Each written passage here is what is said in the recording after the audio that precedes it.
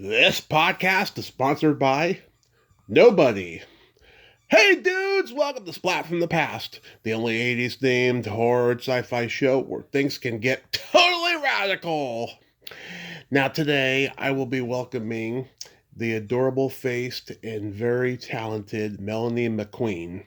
She is coming on the show today and we're going to talk about her career. She is best known as the voice on the classic toy line cartoon series Robotech. Classic cartoon series of was it Hasbro? Was it a Hasbro cartoon? I can't remember, but nevertheless, it's a classic sci-fi cartoon from the 80s. But her first movie was the classic underrated slasher film Nightkill. It's not actually, I take that back. It's not really a slasher film. It's a psychological horror film.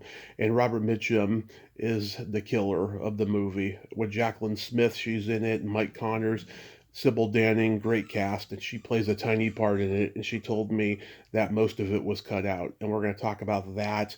She was also a familiar face in many sitcoms back in the day. Parker Lewis Can't Lose, The Wonder Years, Herman's Head, The Short-Lived Townies, and stuff. She's done a lot of great work. She was even the Virginia Lottery's Lady Luck for 25 years. Going to ask about that as well. It's going to be a great conversation today. Also, rest in peace, What the Fuck with Mark Maron. The final and second interview with Barack Obama was great. My Mondays and Thursdays will never be the same again, but I'll be all right. I'll be all right. WTF. Sorry, not what the fuck, but that was the idea. So last night, I'm watching Walter Hill's The Driver, a movie I love, and it's been a long time since I've seen it. I tagged Ronnie Blakely on Facebook and lovingly said, watching The Driver, Ronnie, you are such a great actress. Well, Ronnie shared the post and commented, nice to hear from a professional who loves The Driver. Did you hear that? A professional. Ronnie Blakely called me a professional. That means a lot coming from Ronnie Blakely, Nancy's mom. Thank you, Ronnie. She's still one of my favorite guests I've ever had. I just adore her. Also, rest in peace, Diane Keaton. I fucking can't believe I just said that. Annie Hall is gone. My favorite rom-com of all time, had such a crush on her from that movie when I was 9. She left behind so many great film performances. The Godfather movies, Sleeper, Looking for Mr. Goodbar, Crimes of the Heart, Baby Boom, The First Wives Club, Something's Gotta Give. The list goes on and on. She was a trailblazer and a wonderfully eccentric free spirit, and she will be missed. Also, rest in peace, John Lodge of the Moody Blues. Ride My Seesaw, I'm Just a Singer in a Rock and Roll Band. Those are great tunes. I wish I could have saw them live. I mean, the Moody Blues are just a terrific, underrated, but very influential and successful band. So yeah, here is my interview with Melanie MacQueen.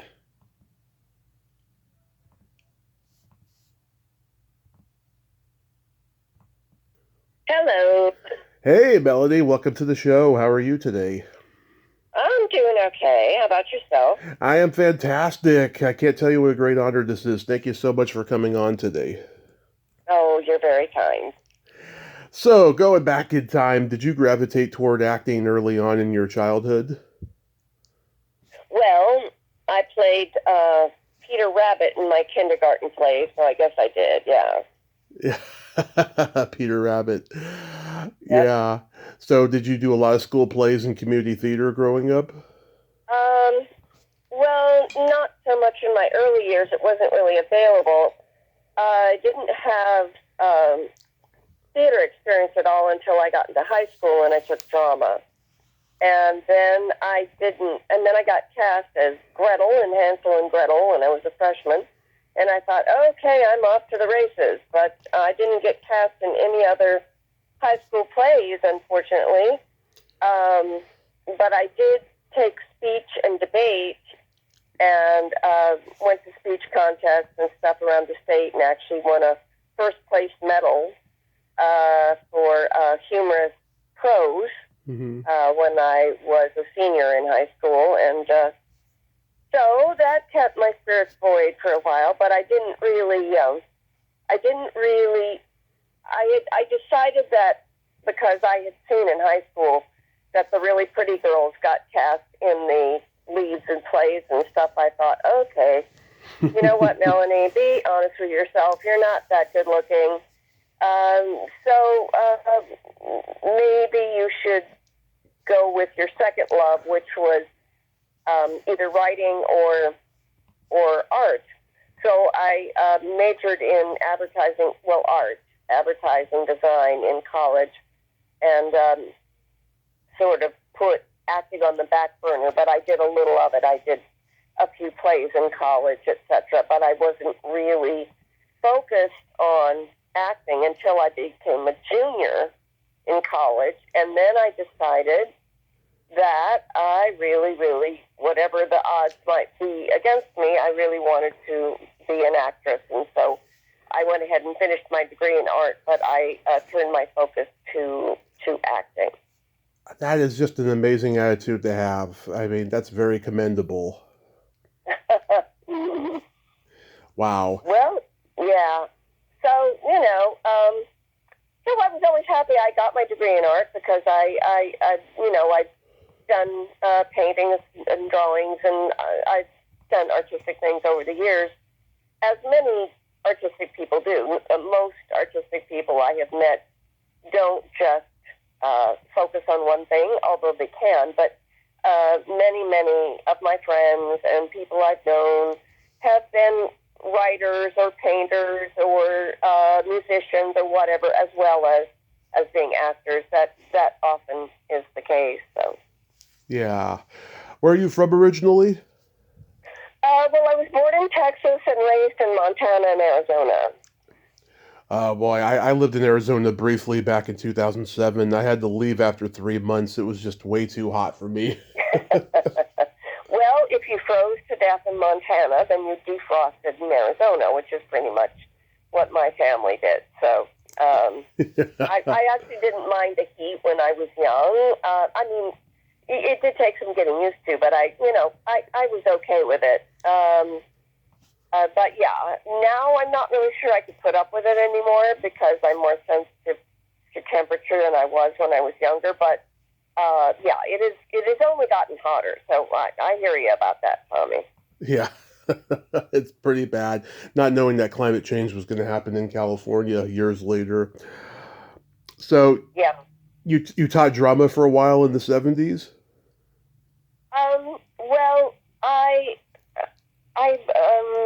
once I came out to California, I almost immediately started making at least part of my living as an actress.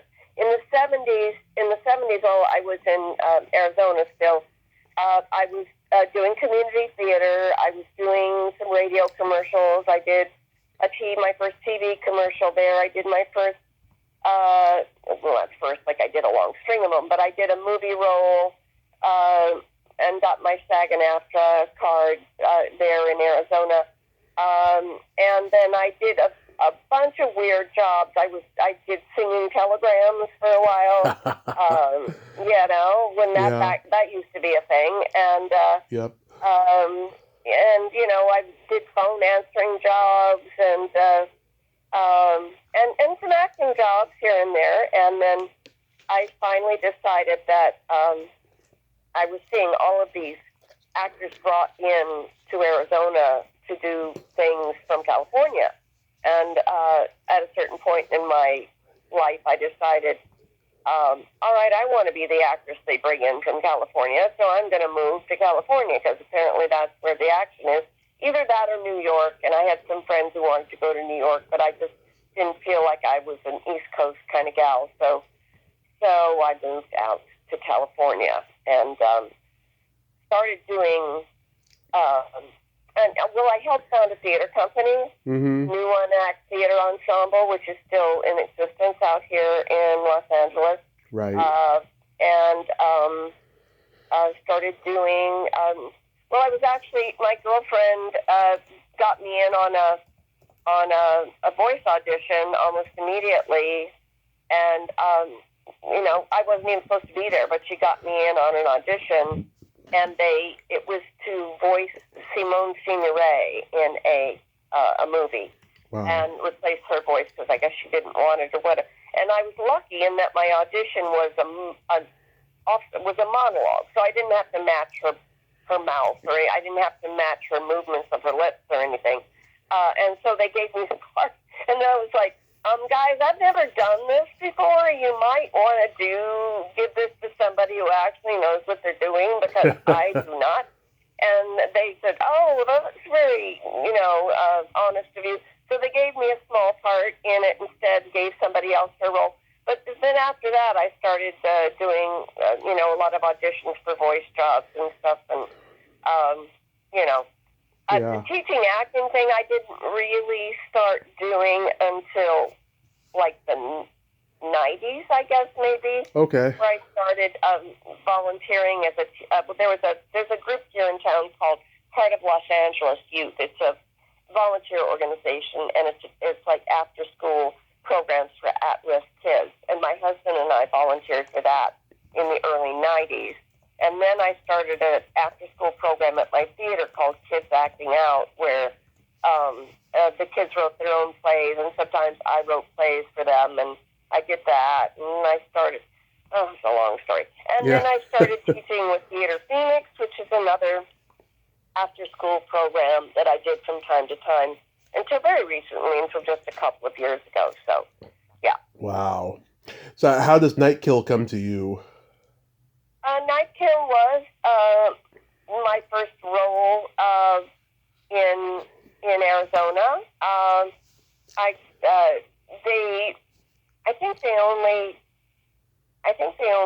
There was only a very few people that they cast who were actually locals. But I was one of the ones that they cast, and they were touting like, oh, we're casting local actors, although I mostly got cut out of the film later. But in the film version that they showed that I did not get to see, I was not invited to, my part was left in. I was playing Jacqueline Smith's best friend, basically. Mm-hmm. And I had scenes with her, but by the time it went to television, those had been almost completely cut out. I think I had maybe a voiceover thing at one point. I don't remember for sure, but if you saw me in the credits, it would be like, well, where was she? I don't remember her, but... Oh, I know where you're at. You're at the banquet ball when Jacqueline Smith is being honored. Right. Yeah. They showed me in that, but I actually did have scenes with her, which were cut out of the original version. So, yeah. Yeah, you got that magenta dress with the flowers on it, and Sybil Danning's there too. Yeah. Right. Yeah. Yeah, I interviewed Belinda Main, who played Mike Connor's British secretary in the movie. She has absolutely no memory of making the movie. Oh, well, I do. I mean, I recall it because it was my first film. Again, not like I've done a lot of them, but and Jacqueline Smith was just so sweet and, talked to me a lot and would come over and compliment. She would literally come over and compliment me, like in the ballroom scene. She's like, you're the only one who's really paying attention to what I'm saying. I keep looking at you because you're giving me all of this feedback. And I'm like, well, that's nice, Jacqueline. Thank you. She was just so sweet. And also beautiful without makeup, which is just a crime against nature. But she was, Yeah. And like it's a very unique blend of slasher, psychological horror, and like film noir murder mystery, which I think is ironic to Robert Mitchum being in the movie because he was so associated with film noir. Right. I didn't really meet him, but he used to come on the set periodically and kind of lurk in a corner and watch us do scenes. So I did see him, but I didn't really talk to him. But, of course, he had quite a presence whenever he was in the room. Wow, for a guy who notoriously said that he was bored, being on movie sets and everything, wow, that's interesting to hear. Ted Post directed. He of course directed Hang 'Em High, Magnum Force, Beneath the Planet of the Apes. Anything you remember about him? I was a little stiff by things, considering it was my first part on camera, other than a commercial. So I think he would tell me occasionally to, try and loosen up a little bit. But my experience with movie people, or TV directors for that matter, is they cast you and then they expect you to just do it and not really need much direction from them. He was perfectly nice, Yeah. but I don't remember a lot about him. I just remember more about Jacqueline and what it was like on the set rather than any particular interaction with him. I didn't interact with him all that much. I see. I see. So when you moved to LA, did you immediately get into voiceover work? Almost immediately, yeah. Yeah. Did anybody ask you if you're related to Steve McQueen? Oh, all the time. Yeah. All the time. Yeah, I mean, they still do. Grocery checkers will go, so Steve, and I'll say, oh my God, you guys are too young to know that acquaintance, are you? Occasionally they'll ask me if I'm related to the designer McQueen, but it's like, no, neither. Steve McQueen spells his name with an MC. I spell it MAC. The reason the difference is the MC is considered more Irish. Mm-hmm. The MAC is considered more Scottish, which is my derivation. Not that it matters. I'm perfectly happy to be considered Irish or whatever, and I probably have some Irish genetics in me somewhere too. But anyway, that's a bit of the difference there. I get asked every day if I'm related to Ernie Kovacs, and I keep telling them I don't have an S at the end of my name. And I've interviewed his stepson and stuff, and he knew not to ask me that question. Yeah, sure, yeah. As everybody knows, you're the voice of Kim in the Robotech franchise. It's funny, I talked to Cam Clark a few weeks ago, and I've had Rebecca Forstad on here twice. Love her, the great people. You mean the voice of Lisa? You said the voice of Kim. Oh, I'm sorry. Was it Lisa that you? I'm sorry. Yeah, I was the voice of Lisa Hayes. Lisa, I'm so sorry. I for some reason I said Kim. Okay. Yeah. Did you record in the studio with those two? From time to time, yeah. When we first started recording, we were often in the studio together to do scenes. But then they decided that was not financially as good an idea as bringing us in one at a time, which was too bad because we had great fun together when we were in the studio together. But they decided they would bring us in one at a time. So basically, I would hear Becky's voice or Tony's voice or whatever in my headphones while I was recording Lisa. So yeah, but I certainly saw them going in and out of the studio, and occasionally I did record with them. Mm-hmm. Yeah, I was watching this clip the other day of an episode where Lisa is saying goodbye to a character on the show, and you brought so much empathy and vulnerability in her voice in that moment through the animation. I was literally moved by it, Melanie. I mean, oh, thank you.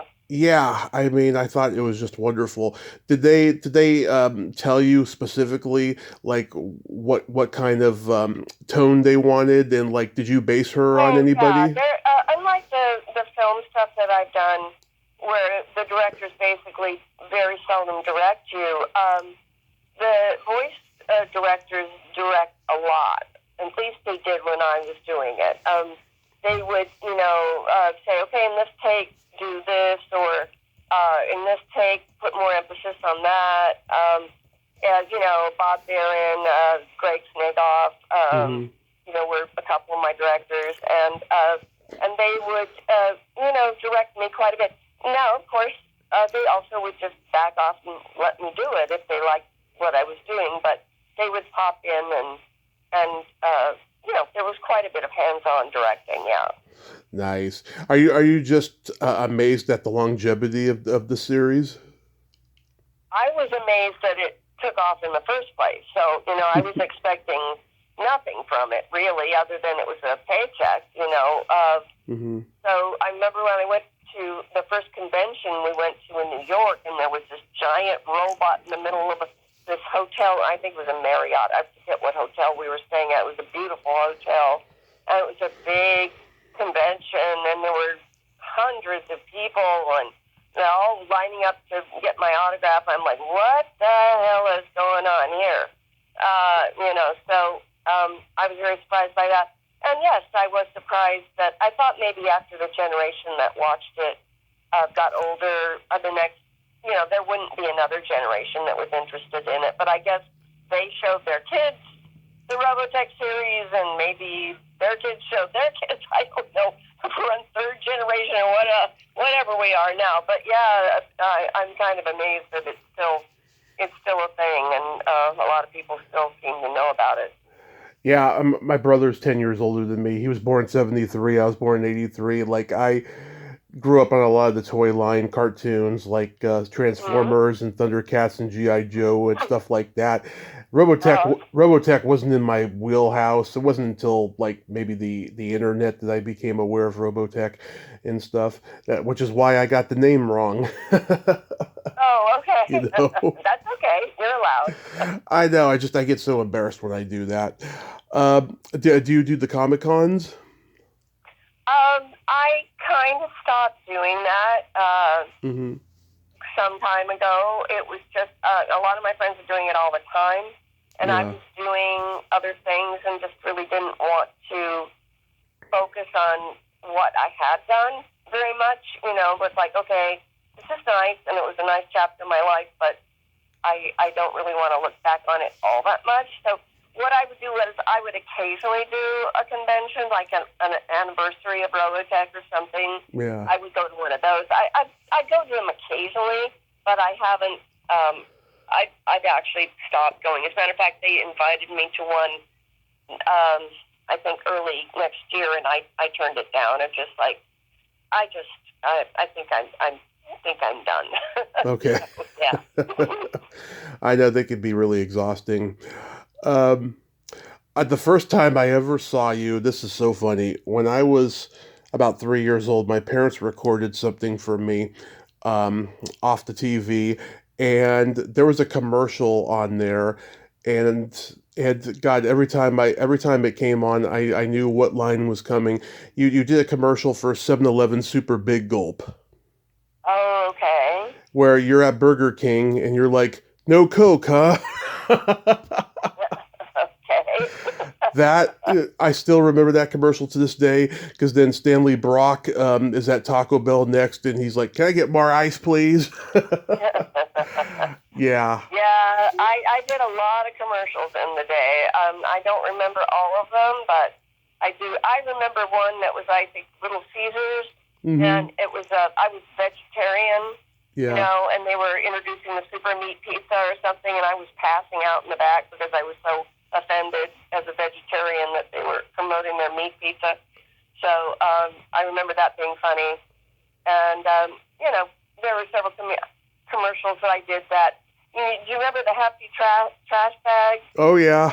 Yeah. Hefty, Wimpy. Well, I was, of course, the Wimpy trash bag. And I stood there with my broken trash bag looking pathetic. And, that was one of my first big commercials here in town. And, so I did a lot of commercials. They were great fun. And, of course, I did the Lady Luck commercials in Virginia. I don't know if you know about those. Oh, yeah. I seen the commercials, yeah. And I'm just so intrigued about how you got that, because, you said, earlier, when you were trying to do theater, the pretty girls were getting cast in the leads and stuff.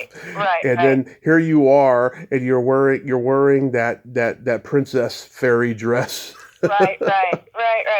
Yeah. Well, that was, of course, I love being a character actress, and that suits me anyway. I prefer that. I have done occasionally the ingenue, surprisingly, especially on stage. I've done the pretty ingenue roles a few times, which always surprises me when I would get those kind of roles. But I, of course, prefer the character parts, and Lady Luck was very much a fun character, and I enjoyed doing her for 23 years. So. Wow. You were in this really sweet TV movie with Meredith Baxter Birney called Oh Winnie. yes, Winnie. Yeah. Yeah, anything stand out about that? Oh, it was a love. We shot that on the grounds of the abandoned VA hospital, Mm-hmm. which here in LA, which they're still arguing about what they should do with it. Yeah. They should they should use it for something, but they basically don't and haven't. But they used it for that movie shoot, and I got to be very friendly with Meredith, and she was delightful, and the director was great, and it was just I shot for about 3 weeks on that, I think, off and on, and we all went.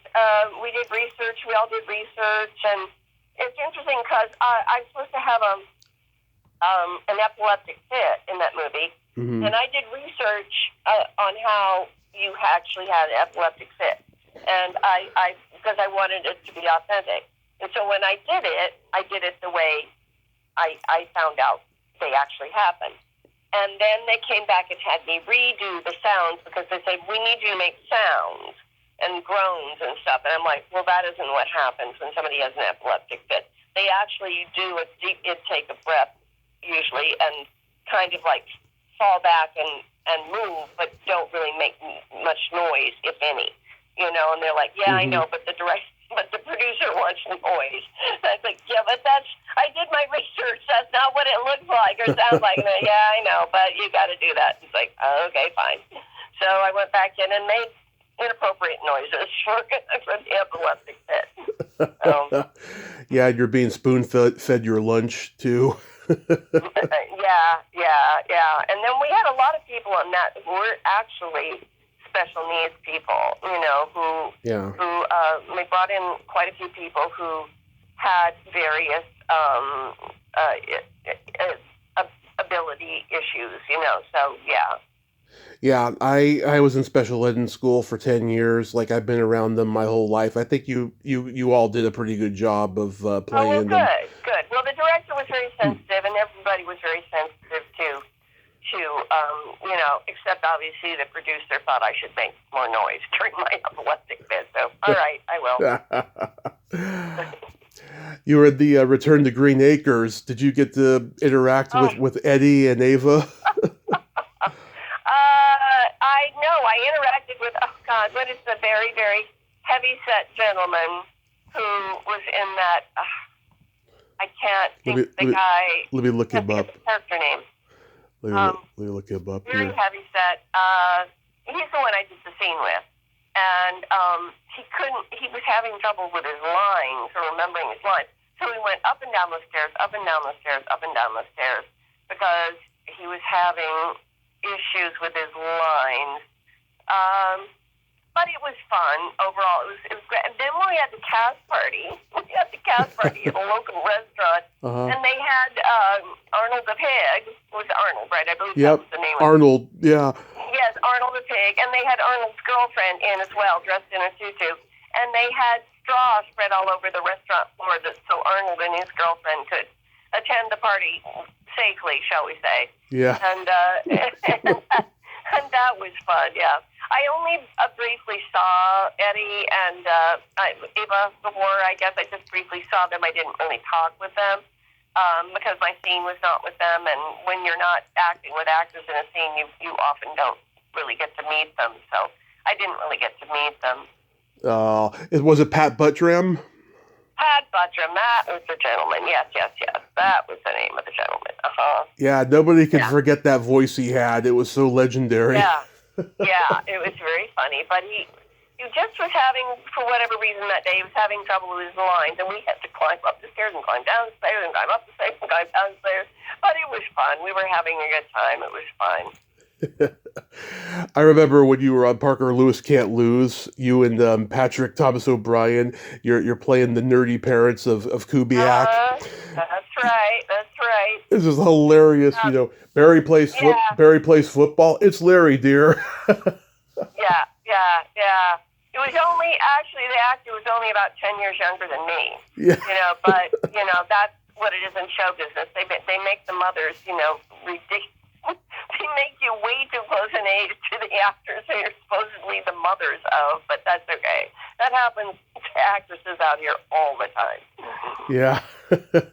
And Melanie Chardoff, I've talked to her. She's a wonderful lady. Oh, she's very, actually, no, Melanie.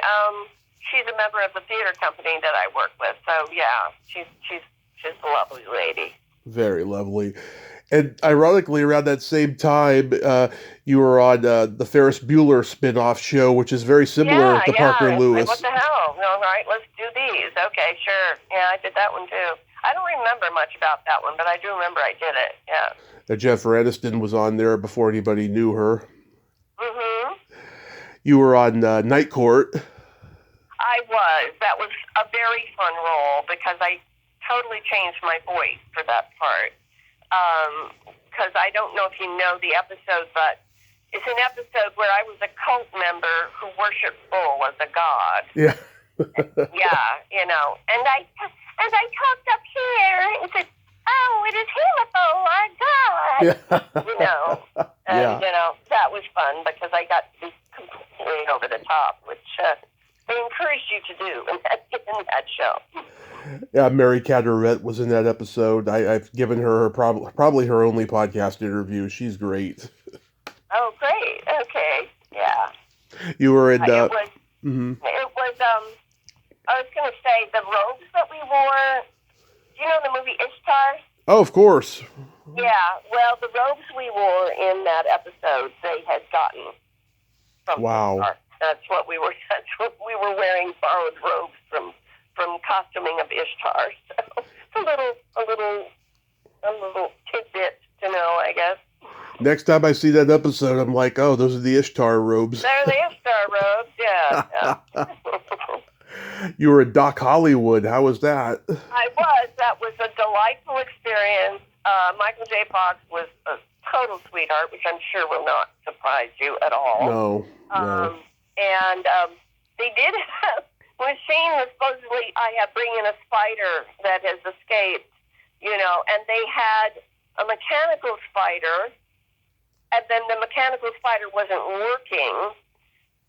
You know, so basically I think they CGI'd it in later or didn't put it in at all. I don't remember.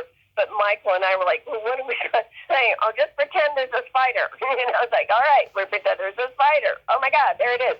And yeah, it was great fun. And I met Katie Vogt on that movie. I've had her on, yeah. Yeah, she and I did Return to Lonesome Dove together later and spent more time together. So that was a bit of a friendship that I formed there. And but yeah, that was a delightful time, and I enjoyed that very much. I've talked to Julie Warner. I cannot believe this movie was PG-13 because she's naked for a full minute when she gets out of the lake.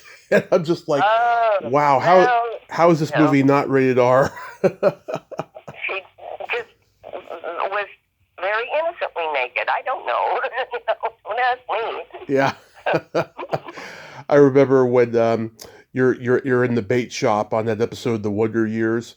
It's The Wonder Years, yes. Yeah, where's Ed? That. He's dead. I didn't have to worry about hitting my marks. It's like, I stand here. I don't have to worry about walking anywhere and hitting marks because I stand here. So, yeah, that was fun. We were out in the boondocks somewhere out here in, up in the hills of California somewhere and shooting that. But yeah, that was fun. Yeah, where's Ed? He's dead. Yeah. Oh God, one of my favorites you ever did was on Herman's Head, where you're. Oh, that was one of my favorites too. Yeah. The boring lady. Yeah. When I got on that, I guess I was so good at being boring, they actually wrote me an extra scene.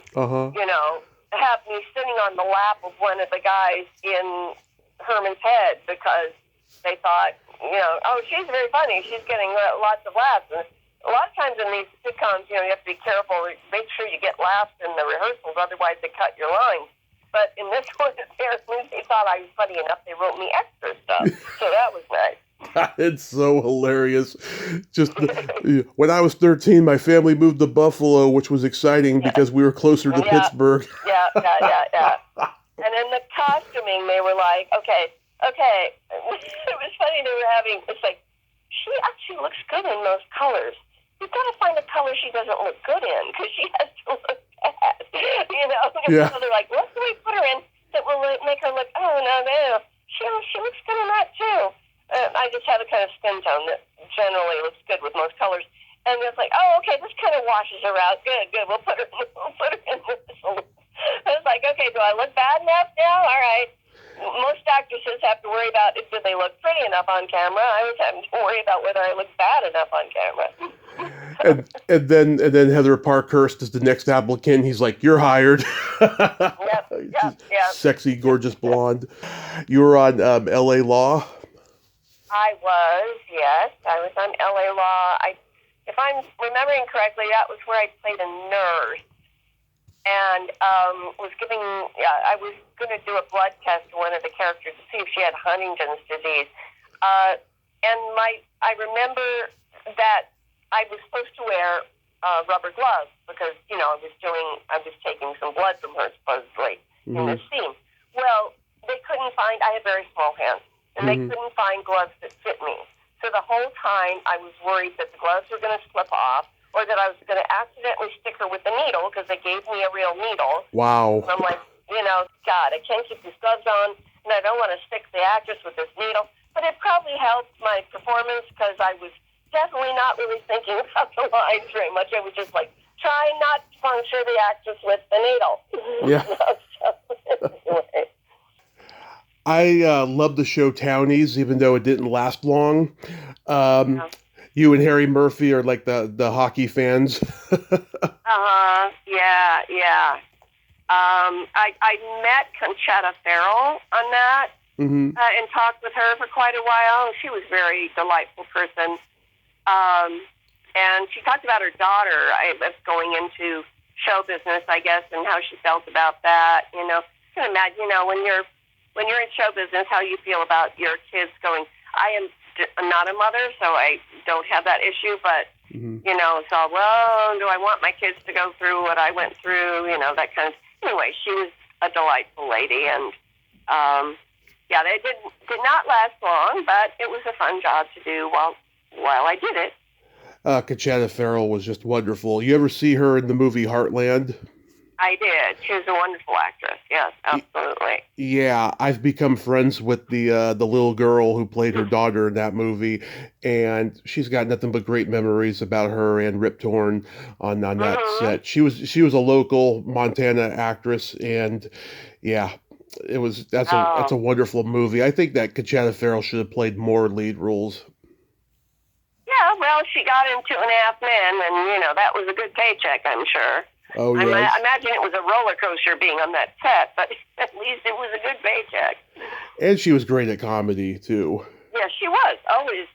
I have noticed that actresses who are great at comedy are always good at drama, but the reverse is not always true. Yeah. Dramatic actresses are not always good at comedy, but I've never seen a comedic actress who couldn't do drama.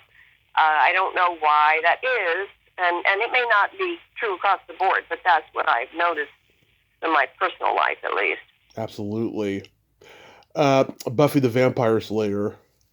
Oh, yes. And I was not at all aware of that show when I went on it. Yeah. And everybody's like, oh, did you get to meet Angel? And I'm like, who's Angel? Yeah. What are you talking about? And then I watched my episode, and I thought, oh, this is actually a pretty good show. And next thing I know, I was a fan of Buffy the Vampire Slayer, and also the show Angel after that. So after I was on the show, I became a fan of the show. So, yeah. Yeah, that's awesome. And you were in Mouse Hunt. Oh, my God. I remember when that movie came out, I was like, oh, my God, what is this? And now in hindsight, it kind of predated Ratatouille in a lot of ways. Right. Yeah, that was a fun shoot, and Nathan Lane was always doing different lines, so you had to respond to him differently because he liked to improvise, so you'd have to. And when you're an actor who's only doing a few lines in a show, you only feel a certain amount of comfort with making anything up. At least at that point. I think nowadays actors are encouraged to, improvise more on a lot of sets. But when I did the Nick Kroll show, they were like, just improvise, go ahead. I'm like, oh, really? I can? Okay. But on Mouse Hunt, I tried to mostly stick to the dialogue, but Nathan was like, he was off and running with God knows what he was going to be doing next, and you try not to crack up at what he was doing, but he was great fun, and I had the twin girls who were playing my daughters, and, and we shot in a local restaurant that was very well known. It was supposedly going to close down, but did not end up closing down, luckily, after that. Because we thought, we're going to be the last people maybe to shoot in this restaurant. And now I can't think of the name of it. It's quite a famous restaurant, too. Damn it. Can't think of it. But anyway, that was a great shoot. And Nathan was very funny and very adorable. Was Christopher Walken intimidating? Christopher Walken. When did I meet Christopher Walken? Well, he's in I don't think I met. Was he in Mouse Hunt? I don't think I didn't meet Christopher Walken. Oh, yeah, he's the exterminator in the movie. I did not meet Christopher Walken. No, I did the one scene in the restaurant. And, again, when you're in a movie or a TV show, you basically mostly only meet the people who are in that scene with you. Occasionally you might meet somebody who's in another scene, but unless you actively work with them, you often don't meet them at all. So, was the restaurant the Brown Derby? No, it wasn't the Brown Derby. It was the Brown Derby had shut down sometime before. Oh, okay. It did close, unfortunately, almost as soon as I came to town. I can't think of the name of it, but yeah, it's still open, even though it was supposedly going to close. They were like, it's going to close, too bad, this will be the last movie shot in it. But then, no, it kept going, so that was good. It was a very, Sinatra used to go there, it was a very much to Hollywood landmark. I'm really sorry Chasen's? the name of it right now. Chasen's? What was it? Chasen's? No. Hamburger Hamlet? No. Okay. Because, let's see, Musso and Frank's is still standing. I know that. Musso and Frank. That is the one it was. Musso and Frank. Oh, did it close down for a little while? It might have. I don't know. But it didn't close when they said it was going to. It was supposed to close like right after we shot that movie, but it didn't. So. Wow. Yeah. So what do you got going on these days? Well, these days, I wrote and directed a play that is being done at the theater where I mostly work, Theater 40 in Beverly Hills. Yeah. Called All These Women, and it's about the women's suffrage movement, the last years of women getting the vote in America. And that is what I am doing now. Yeah, and are you still teaching a little bit here and there? Not really. I stopped teaching Theater Phoenix. I'm just really retired at this point. I may at any point. My husband does like a Christmas show every year. He puts together a show that we do at one of the local libraries, and we do readings and stuff. And also he and I often do readings at Theater 40, seminar readings of various plays, put together those kinds of things. But I'm not really teaching anymore at the moment, so, and I don't know if I will do any more of that or not. It remains to be seen. Has your husband been in movies? Movies? No. He hasn't done any movies. He did some TV shows. I can't reel off his, he did some commercials, did some TV shows, also did some voice work here and there. My husband has a very low voice who sounds kind of, you know who Richard Epcar is? Of course. Of course, Richard Epcar. He sounds a lot like Richard Epcar. Wow. But Richard Epcar does all the Richard Epcar roles, so there's really not much left over for my husband to do. So even though every time we are seen in public or anybody talks to him or meets him, every single person will go, "Oh my God, you have the greatest voice. You should do voiceovers," like they're telling him something he has never thought of. He's like, "Oh, thank you."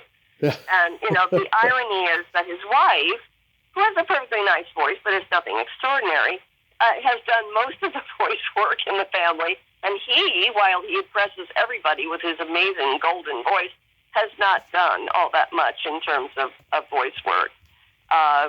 But we always joke like, no, Richard Epcar got all those roles, so oh well. So real quick, we gotta play my secret silly game. This is a series of silly slumber party questions. It's no win or lose, just pure fun. And how the game works is I ask you the question, you answer it, then you ask me that exact same question and I answer it, and feel free to comment on the answers because they might be funny. Okay. Melanie, are you ticklish? Yes, but I won't tell you where. Okay. Nobody's ever done that, so I didn't expect that. Tommy, are you ticklish? Oh, yes, I'm baby ticklish. Oh, dear. Well, you're safe from me because you're way over wherever you are, so. Is your belly button an innie or an outie? Oh, it's a boring innie. Okay. Is your belly button an innie or an outie? It is also an innie. And it's very deep. That's boring. It's deep, so it's not that boring. Oh, okay. I was not excavate it like a well. Oh, my God. The bottomless pit. Yeah. Yee. All right. This is more information than I need. Okay. What color are your toenails painted? Oh, I don't paint my toenails.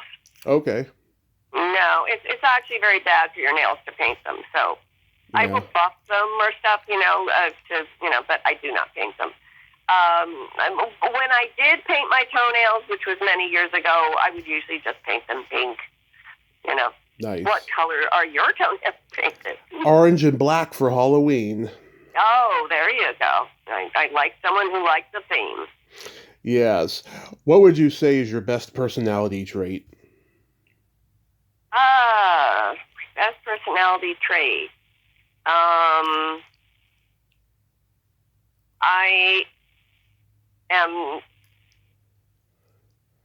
am a very creative person, and I like to create with other people as well as on my own. I love that. What is your best personality trait? Well, I'm a Gemini, so I have empathy and I have no filter. Oh, that's okay. And what's your guilty pleasure? Oh, let's see. My guilty pleasure. Mexican food. I love spicy food, so it does not always love me back, but I love spicy food. People are rather amazed that someone who's so white likes, chili peppers as much as I do, but I do, so. I went to school with a lot of Hispanic girls, and they would try and trick all the white kids in the class by giving them jalapenos and then watching them freak out and go, oh my God. And I would just like, oh, that's great. Can I have another one? And like, what? That's not supposed to be your reaction. Anyway, so what is your guilty pleasure? Eating pizza and watching a raunchy comedy movie. Oh, okay. Sounds like a satisfying one. It sure is. And then my favorite question, is there a stinky smell that just makes you gag? Stinky smell that just makes me gag. We do have skunks in the neighborhood here and there, and occasionally someone will run over one, or maybe one went off, and whenever we drive by and I smell the skunk smell, I'm like, oh God, there's a skunk nearby, or somebody hit one or something. What is a stinky smell that makes you gag? Either farts or feet. Oh, feet. Okay.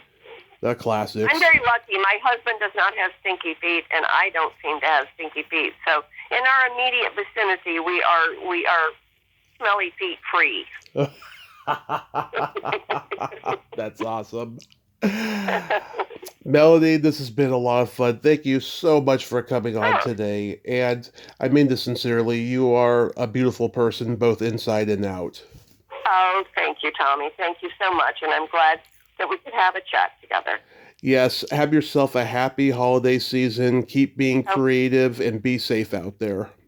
You do the same. All right? Thank you. Take good care. You too. Bye. Bye-bye. Well, there you have it. Melanie MacQueen, ain't she a sweetheart? Oh my God, I enjoy talking to her. She just has a wonderful personality and she's funny. And yes, she's very creative and she's going to keep on being creative. I could just feel it. She is so awesome. That was such a great chat. And that was a funny, that was a funny round of the game, of the Secret Silly game that we played together.